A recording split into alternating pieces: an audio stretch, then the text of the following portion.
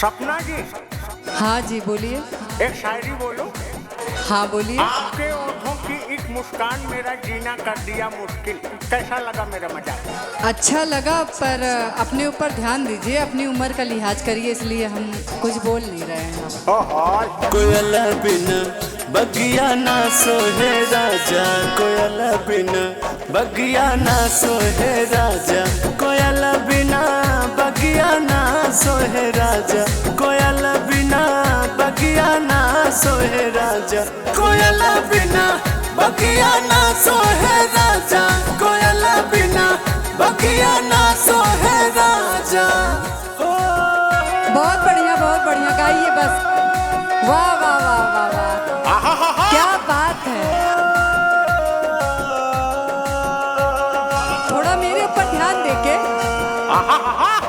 भाई भतीजा बिना नैहर न शोभे, नैहर न शोभे राजा, नैहर न शोभे, भाई भतीजा बिना नैहर न शोभे, नैहर न शोभे राजा, नैहर न शोभे, भाई भतीजा बिना नैहर न शोभे, देवरा बिना, देवरा बिना अंगना ना सोहे राजा, देवरा बिना अंगना ना सोहे राजा, कोयल बिना बगिया ना सोहे राजा, कोयल बिना बगिया ना सोहे राजा।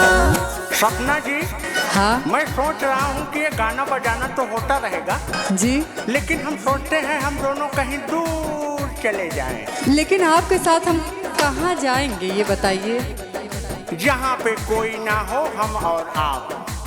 सास ससुर बिना ससुरो न शोभे, ससुर न शोभे राजा, ससुरो न शोभे, सास ससुर बिना ससुर न शोभे, ससुर न शोभे राजा, ससुर न शोभे, सास ससुर बिना ससुर न शोभे, सैयारे बिना, सैयारे बिना सजिया ना सोहे राजा, सैयारे बिना सजिया ना सोहे राजा, कोयल बिना बगिया ना सोहे राजा, कोयल बिना बगिया ना सोहे राजा, कोयल बिना बगिया ना सोहे राजा, कोयल बिना बगिया ना सोहे राजा, कोयल बिना बगिया ना सोहे राजा, कोयल बिना बगिया ना सोहे राजा।